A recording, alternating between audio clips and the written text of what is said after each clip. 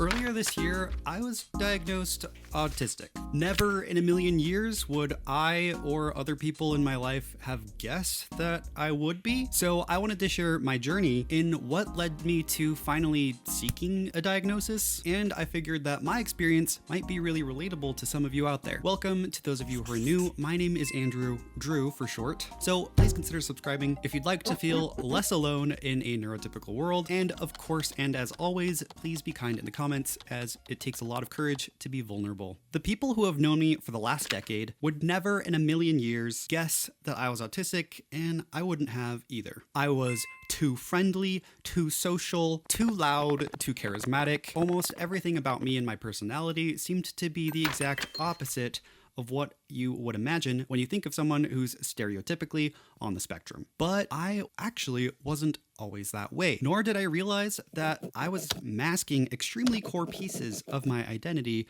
for most of my life. See, I spent most of my early life described with two words: shy and smart. But I did feel like I never quite fit in anywhere I was. To be honest, I kind of blame that on the fact that I'm Asian. I'm a first-generation Korean American, and so my parents were kind of learning the ins and outs of being in the US at the same pace that I was. So skipping ahead a bit, a huge reason that no one, including myself, ever considered that I could be on the spectrum was because in high school, and since high school, I was wildly popular, charismatic, outgoing, bubbly, talented, exceptionally brave, you name it. But it wasn't until recently that I realized that this entire personality was actually my own fabricated creation. And it's not to say that it was fake, because we kind of all do this in some extent. In similar ways, everybody does tweak their personality slightly to fit more appropriate situations. The same way that you would behave a little bit differently in conversation between your friends versus your boss. But I was taking that to a whole new level. During the school year right before I entered high school, my sister convinced me to run for student government because girls would notice me more. And me, being drenched in a cloud of puberty and hormones, getting noticed by girls and having attention sounded great. I won the election, mostly because only two people ran and we both made it.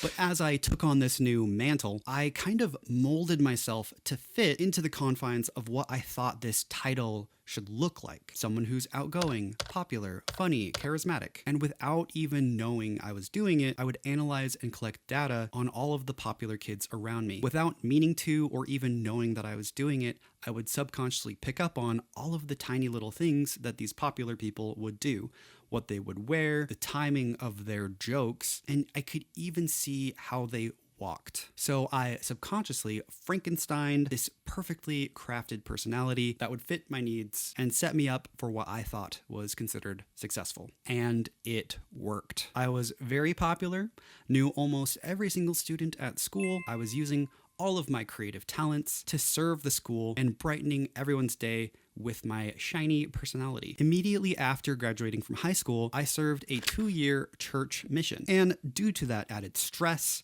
and being stripped away from resources such as my friends and family, and for the first time in my life, I consciously experienced mental illness in the form of anxiety and depression. Now, fast forwarding through most of the story, I did all of the little checkpoints that everyone with a successful life is supposed to do. I went to college, got married, graduated with a bachelor's, got a good paying job, you know, the typical life pattern. By the general public's definitions, I had made it. But I couldn't have felt worse about my life. That entire time I experienced painful waves of anxiety and depression, and it seemed that every single day of life was going to be a struggle. Then we get to February of this year. Through a work competition, I won an all-expense-paid trip to Vegas with a +1. But instead of flying everyone out, my work decided to rent 2 vans and drive 7 hours to Vegas. At this point in my life, I was doing my absolute best to take care of my brain. I was medicated for anxiety, and I had spent 2 years in therapy. On paper, this was the healthiest I could have ever been, and I felt like I was too. But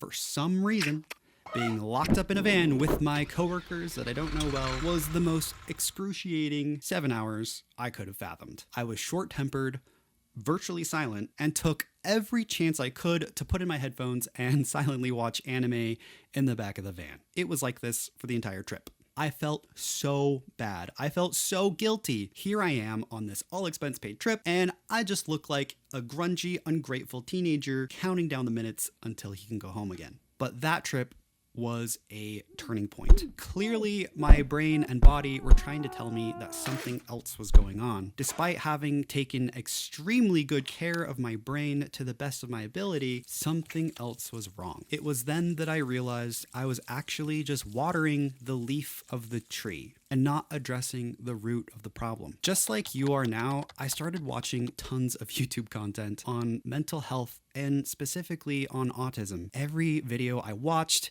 every comment felt like excerpts from the journal that I never wrote. It felt like my most private thoughts were plastered on the internet, but they were so private that I didn't even know that that's how I felt until I saw the words written down. This topic consumed all of my time. For 5.5 months, I researched everything autism related. I took tests, quizzes, read blogs, articles, watched videos, you name it. I had averaged 5 to 6 hours a day researching like this. One time I sat still for 9 hours and didn't once get up to use the restroom or eat. I was so deep in this research rabbit hole. I couldn't get enough of this topic, trying to solve this mysterious riddle. Partway in that experience, I was very fortunate enough to schedule an appointment to get officially and formally tested for autism. This step was really difficult. I called every center in my state. Every single one either had a wait list of over a year or would not take my insurance and therefore would cost over $3,000 to $4,000 out of pocket. I got very lucky because getting tested is an incredible privilege. Unfortunately, this should be available everywhere. Not to mention, doctors aren't very trained in seeing what autism can look like in minorities, females, and adults. Not exaggerating, I talked to 6 doctors before this test, and not one of them thought I was autistic. I should add, those doctors were not the ones officially screening me. They were for other regular checkups, but I still brought up that question each time. So the stars really need to align in being able to get tested and then who you get tested by. So I luckily got an appointment 4 months later. At that point, I already knew that I was autistic. And to be honest, I really only went through the official testing so that other people would believe me. Go with that autism spectrum disorder, level 1 with no language or cognitive impairments. And yeah, as you know, autism has our 3 different levels ranging based on the level of support needed. So gosh, your observations of yourself and being on this journey, it's like you were right on. That's exactly what we saw too. So that's validating. Yeah.